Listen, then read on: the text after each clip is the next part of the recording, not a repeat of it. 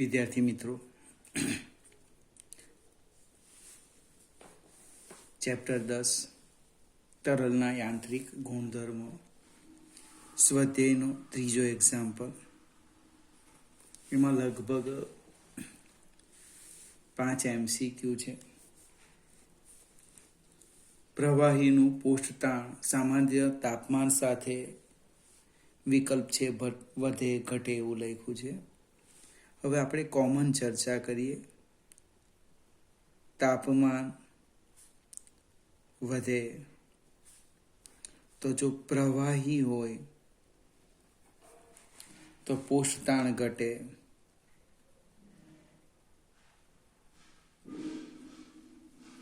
અને વાયુ હોય, હવા હોય તો પોષતાણ વધે. ટી અથવા એસ જે લખે તે. આ પૂછી શકાય એવો ઓબ્જેક્ટિવ છે. ગોખીને જઈએ. તાપમાન વધે, પ્રવાહીનું પોષતાણ ઘટે, વાયુનું વધે. પરીક્ષામાં વધે છે એની જગ્યાએ ઘટે લખેલું છે. ત્યાં બધું બદલાઈ જશે. આ એ અને બી બંને સાથે જ મેં સમજાવી દીધા.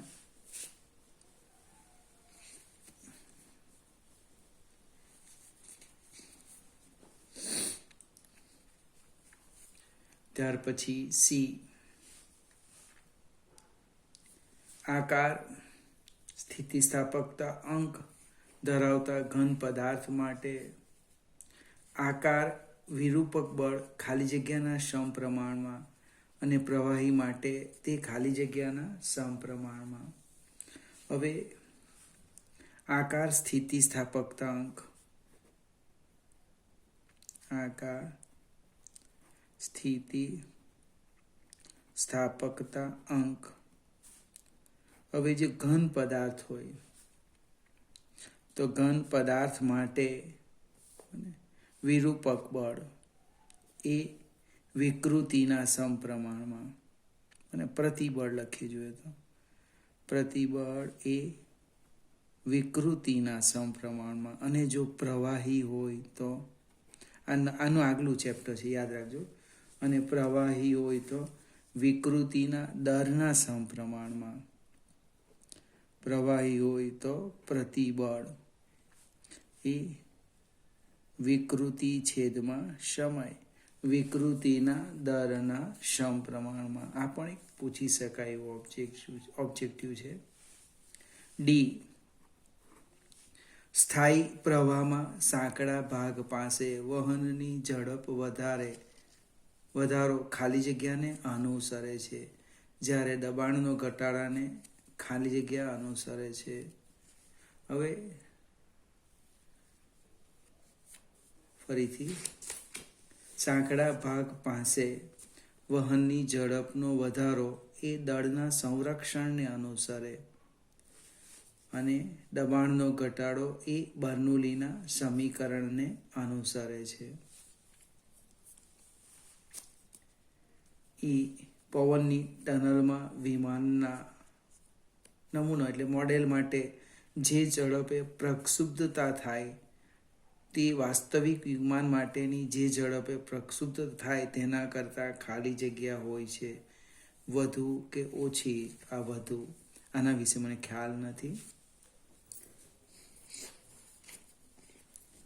ટૂંકમાં હમણાં જે એકમ કસોટી અથવા જે કંઈક લેવાય પરીક્ષા, એની અંદર આમાંથી કાં તો ઓબ્જેક્ટિવ પૂછી શકાય. ત્યાર પછી ચોથા એક્ઝામ્પલમાં પણ ઓબ્જેક્ટિવ જ આપ્યા છે 5. હવે એક કાગળના ટુકડાને સમક્ષિતિજ રાખવા માટે તમારે તેની ઉપર ફૂંક મારવી પડે કે નીચે.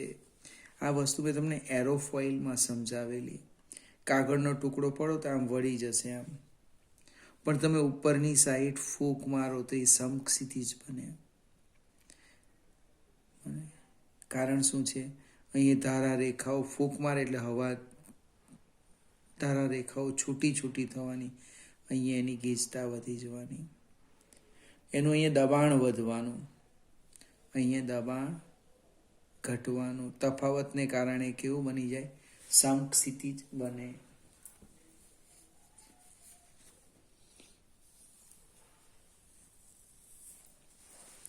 અહીંયા બર્નોલી અને સાતત્યનું સમીકરણ તમને મેં કીધું હતું, એક કાગળનો ટુકડો લે, પકડો આ રીતના, એટલે નમી જ જશે. તમારે અહીંયા ફૂંક મારવાની ઉપરની સાઈડ, એટલે એ ઉપર ઊંચકાશે. ફૂંક તમે ઉપર મારો ને ઊંચકાય ઉપર, કારણ શું છે? દબાણનો તફાવત. બીજું છે, જ્યારે આપણે પાણીના નળને આપણી આંગળીઓથી બંધ કરવાનો પ્રયત્ન કરીએ છીએ, ત્યારે આંગળીઓ વચ્ચેની જગ્યામાંથી પાણીની વેગવંતી ધારાઓ ધસી આવે છે. એટલે શું થવાનું? સાતત્યનું સમીકરણ છે એવી બરાબર અચળ. તમે એ નળ ઉપર આંગળી મૂકો એટલે એ ઘટે. એ ઘટે એનો અર્થ શું થવાનો? વેગ વધે. પ્રેક્ટિકલ કરી લેવાનું અને ખ્યાલ આવી જશે. જેવી તમે આંગળી મૂકી દો એ રીતના નળ પાસે, તો જે અંદરથી પાણી બહાર નીકળે એનો વેગ વધુ હશે, દૂર સુધી જશે. ત્યાર પછી સી એ પણ મજાનું છે. ઇન્જેક્શન આપવામાં ડૉક્ટર દ્વારા આંગળીથી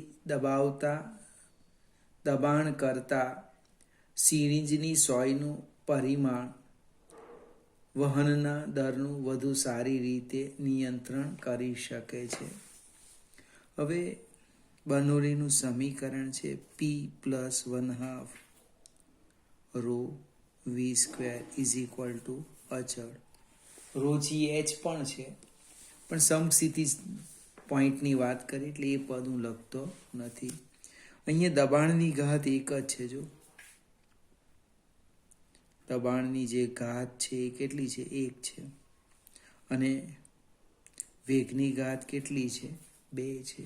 દબાણમાં સહેજ વધારો કરો, એના કરતાં વેગમાં સહેજ વધારો કરો. અને દબાણ કરતાં વેગમાં વધારો ઓછો કરવો પડે, વર્ગ છે ને, એટલે દબાણ કરતાં વેગ બને એને શું કહેવાય? વેગની અસર સમીકરણમાં વધી જાય, વર્ગ થવાનો.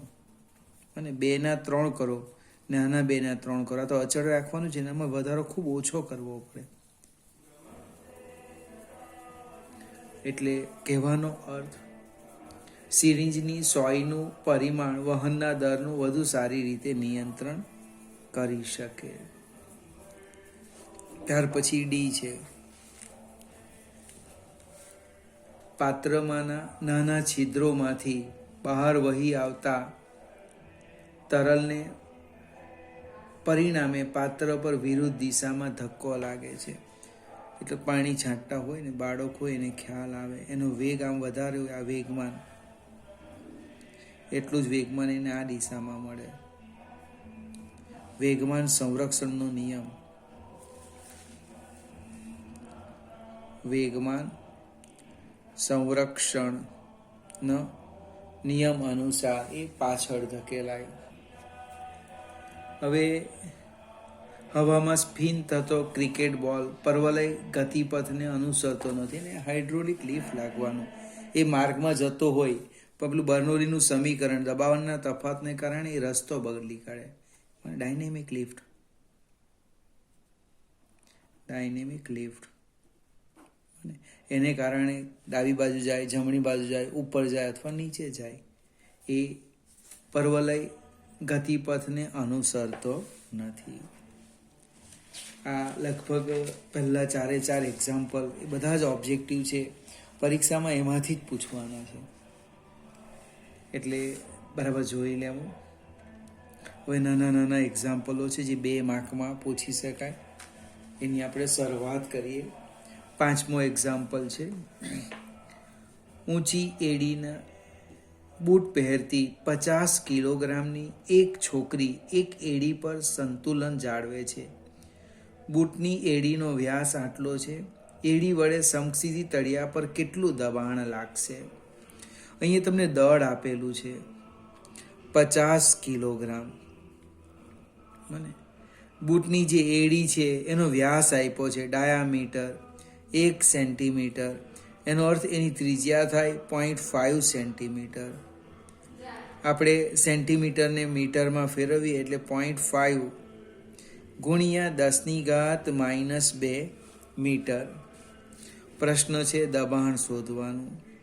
એ બેન એક જ એડી પર ઊભા રહી છે, એટલે P બરાબર F બાય A, એટલે કે P બરાબર F, F એટલે કે mg બાય A. દળ છે 50 કિલોગ્રામ. જી ન આપ્યો તો 9.8 લેવાનો અથવા 10 પણ લેવાય. પાઈ આર સ્ક્વેર, મને mg પાઈ આર સ્ક્વેર આપણે અહીંયા લખી દીધે, કંઈ નહીં, 3.14 ગુણ્યા આર 0.5 ગુણ્યા 10⁻² નો વર્ગ. સાદું રૂપ આપો, જે આવે એ આપણો જવાબ. આટલી ગણતરી કરવાના 2 માર્ક્સ મળે. બરાબર સમજો. એક એડી પર સંતુલન જાળવે, એક એડી લખેલું છે. જો બંને પગે ઊભી રહેલી હોય એડી, તો પછી અહીંયા ટ્વાઇસ એ કરવું પડશે. એટલે જરાક વાંચવાનો અને ધીમેથી જવાબ આપવાનો. આગળ જઈએ. છઠ્ઠો એક્ઝામ્પલ એપ્લિકેશન છે. ટોરિસેલીના બેરોમીટરમાં પારો વાપર્યો હતો.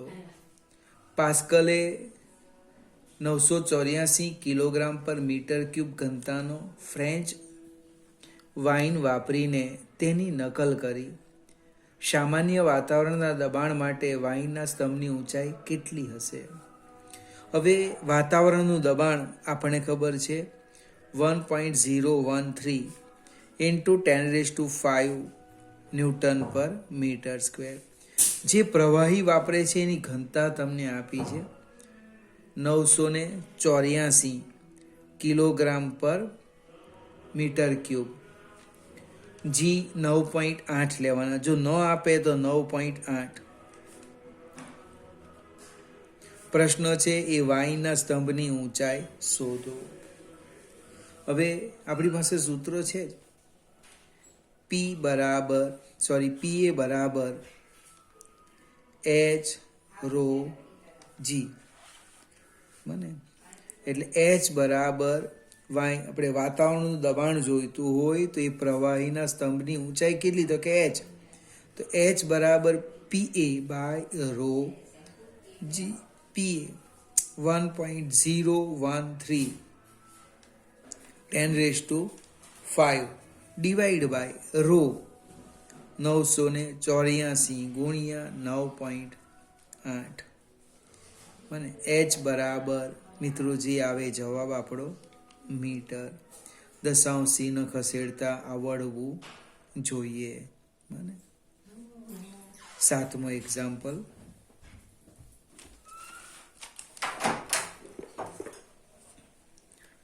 એક ઉધ્વ બાંધકામ 10⁹ પાસ્કલનું મહત્તમ પ્રતિબળ સહન કરી શકે છે. એક બાંધકામ આપેલું છે, એને પ્રતિબળ મહત્તમ કેટલું સહન કરી શકે?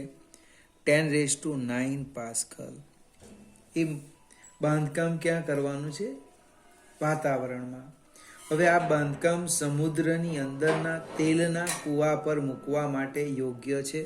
એટલે જે કંઈક રચના હશે એની જે સ્થિતિસ્થાપકતાની હદે પ્રતિબળ છે આટલું છે, આનાથી વધારે સહન કરી શકતું નથી. હવે એ બાંધકામને સમુદ્રની અંદરના તેલના કૂવા પર મૂકવામાં આવે છે. એની ઊંડાઈ આપેલી છે. કેટલી ઊંડાઈ? તો કે 3 કિલોમીટર, એટલે 3000 મીટર. હવે જ્યારે પાણીની અંદર મૂકવામાં આવે એટલે હવાના સ્તંભની જગ્યાએ H ઊંચાઈનો પાણીના સ્તંભ વડે દબાણ લાગે એ પ્રતિબળ. અને એટલે H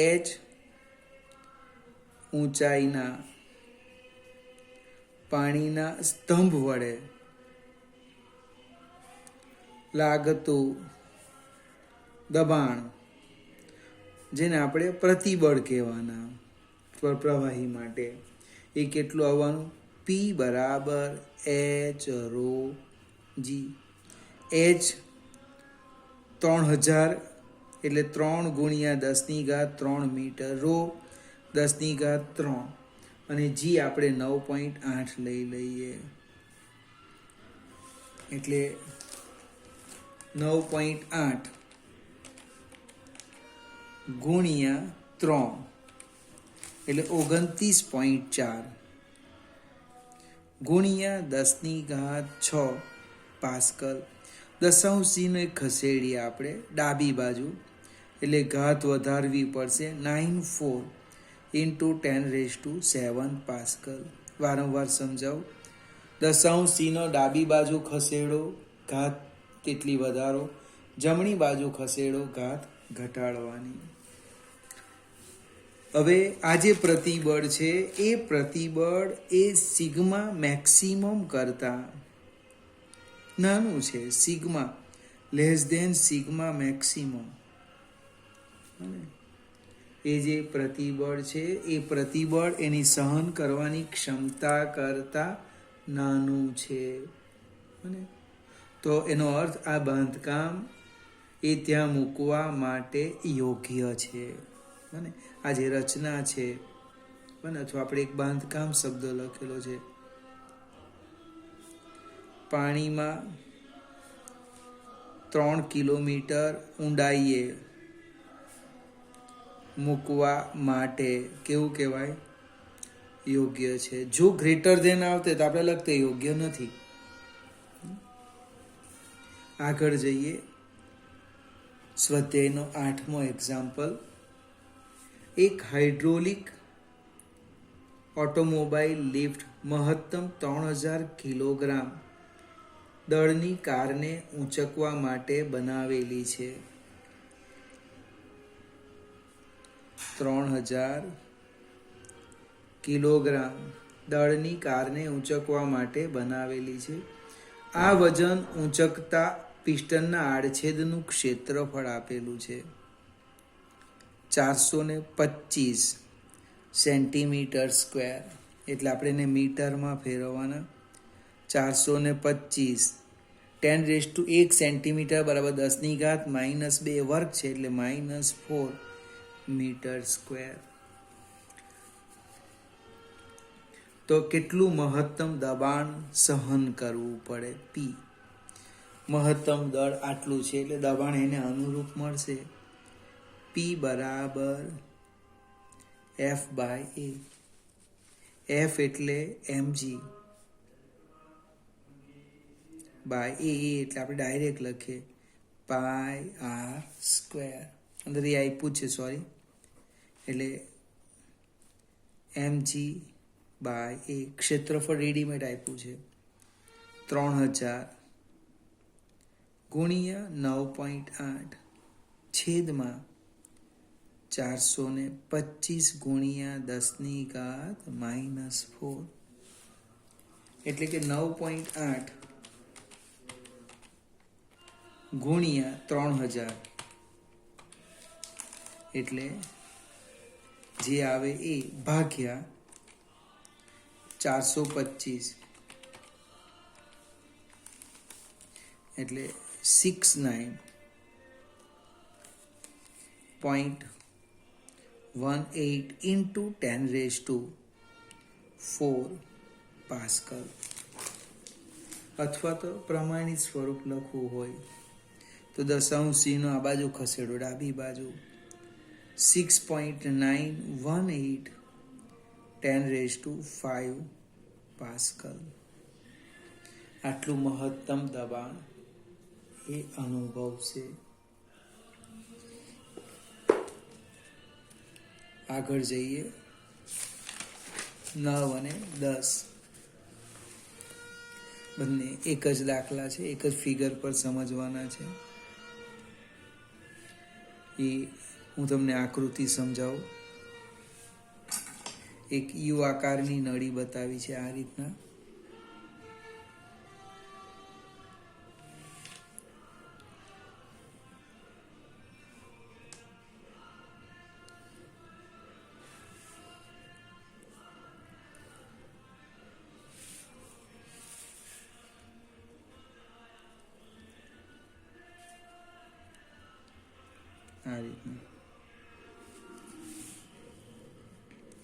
હવે એની અંદર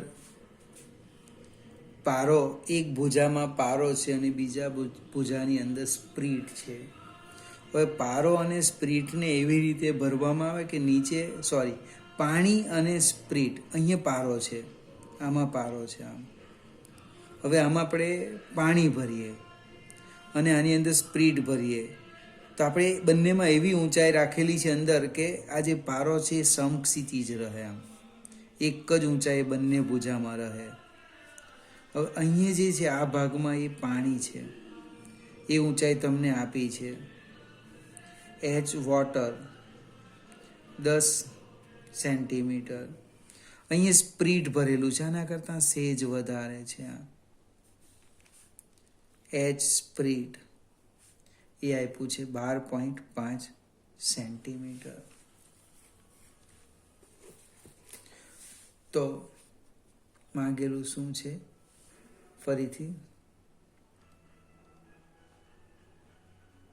તો સ્પ્રીટનું વિશિષ્ટ ગુરુત્વ કેટલું હશે? સ્પ્રીટની ઘનતા શોધવા કીધી. અને જો આપણે જે છે તે લખી દઈએ. એચ વોટર આપણે 10 સેન્ટીમીટર એમ જ રવા દઈએ, ગુણોત્તર આવશે. H spirit 12.5 centimetre. Rho water 10³ kilogram પર મીટર ક્યુબ, અથવા 1 લખો ગ્રામ પર સેન્ટીમીટર ક્યુબ, બેમાંથી જે લખે તે આ શોધવાનું છે. અને વિશિષ્ટ ઘનતા, સ્પ્રીટની વિશિષ્ટ ઘનતા શોધવાની છે. હવે કેવી રીતે શોધવાના? તો અહીંયા 2 બિંદુ લઈ લઈએ અને તમે એ નામ આપો. અહીંયા આકૃતિ જોજો, અહીંયા બી, એ અને બી સમક્ષિતિજ સપાટી પર આવેલા છે. એ અને બી સમક્ષિતિજ સપાટી પર છે. એ અને બી જો સમક્ષિતિજ સપાટી પર હોય તો આમ લખાય PA બરાબર PB. હવે પી એટલે એ બિંદુ પાસેનું દબાણ, તો ઉપર જે હવા છે એનું તો દબાણ આવવાનું જ, વાતાવરણનું દબાણ વત્તા સ્તંભનું દબાણ આવવાનું. ખ્યાલ આવશે ને? એટલે હું લખું છું જો PA બરાબર વાતાવરણનું દબાણ PA plus H water rho water G બરાબર PB, PA plus H spirit rho spirit G. હવે બંને છેડા ખુલ્લા છે એટલે વાતાવરણનું દબાણ કેન્સલ થશે. એટલે કે H water rho water G બરાબર H spirit rho spirit G. લગભગ G પણ કેન્સલ થાય. મારે રો સ્પ્રીટ શોધવું છે, સ્પ્રીટની ઘનતા.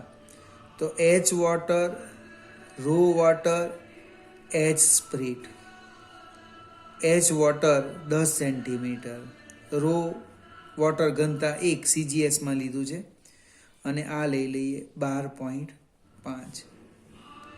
બને એટલે 100/125 એટલે 0.8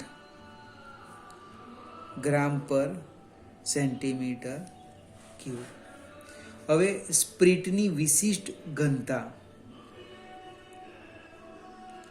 સ્પ્રીટની વિશિષ્ટ ઘનતા, વિશિષ્ટ ગુરુત્વ શબ્દ લખેલો છે. વિશિષ્ટ ઘનતા એટલે સ્પ્રીટની ઘનતા.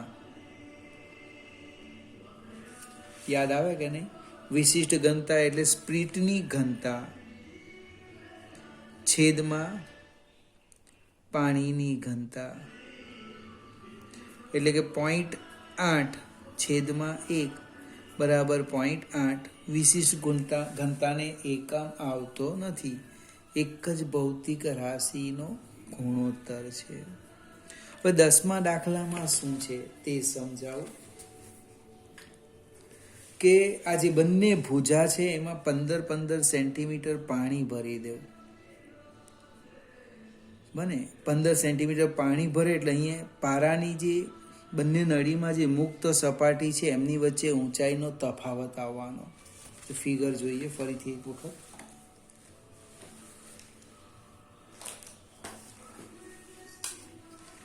આપણી જે નળી છે એ આ રીતની છે.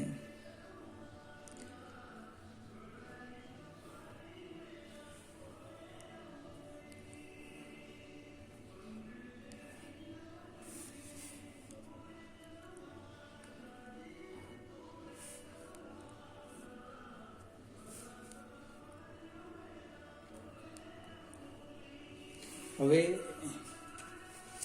અહીંયા પરિસ્થિતિ આવી થશે, જોજો ફિગર સમજાવું. આમ થશે, આમ આ પારો ઉપર ચડવાનો, ઉપરની સાઈડ. હવે પાણી કેટલું આવી ગયું? આટલું 10 સેન્ટીમીટર હતું અને બીજું 15 આવ્યું એટલે 25 સેન્ટીમીટર. તમે આ બાજુ જો, આ પારાની સપાટી છે, આ પારો છે. હવે સ્પ્રીટ કેટલું છે? તો કે 12.5 તો છે જ આ સ્પ્રીટ, 12.5 સેન્ટીમીટર. અને ઉપરથી બીજું 15 સેન્ટીમીટર પાણી આવી ગયું.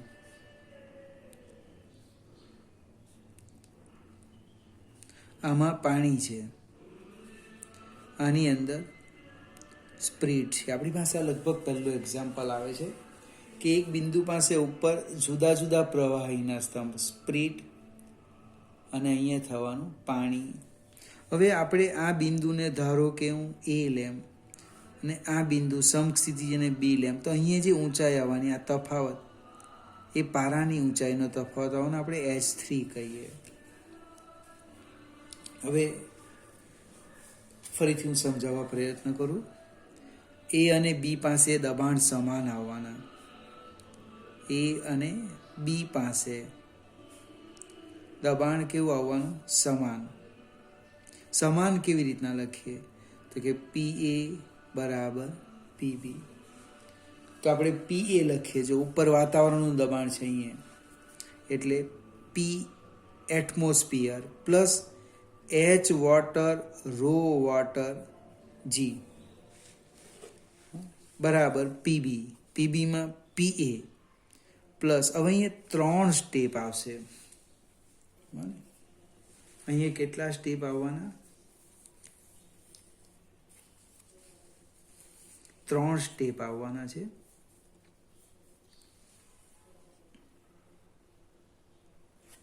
આપણે એક જ મિનિટ મિત્રો, અહીંયા પણ આ સ્પ્રીટ જ છે આખું, આ પાણી નથી. અનુરૂપ આમાં 15 સેન્ટીમીટર પાણીને આને અનુરૂપ લખ્યું છે 15 સેન્ટીમીટર સ્પ્રીટ, એટલે એક જ સ્તંભ આવશે. તો રો એચ, આપણે H spirit rho spirit into G plus અહીંયા આ એચ મર્ક્યુરી, પારાના સ્તંભની ઊંચાઈ આવવાની, H mercury rho mercury into G. પહેલી મારી સમજૂતીમાં શું હતું કે બંનેમાં પાણી નથી. 15 સેન્ટીમીટર પાણીવાળા સ્તંભમાં પાણી અને સ્પ્રીટવાળા સ્તંભમાં સ્પ્રીટ રેડવાનું છે. એટલે આ ઊંચાઈ જે છે કુલ એ 27.5 થશે. H spirit 27.5 centimetre. જો લગભગ PA અને PA નીકળી જાય, બાકીનું જે રહે તે લખે H water rho water G બરાબર H spirit rho spirit G plus H mercury rho mercury G નીકળી જશે. હવે આપણે H મર્ક્યુરી શોધવાના છે, એટલે H mercury rho mercury into G તો નીકળી ગયા, H water rho water minus H spirit rho spirit. આપણે H3 શોધવાના છે મર્ક્યુરી, એટલે એને આપણે સૂત્રના કરતા કીધા.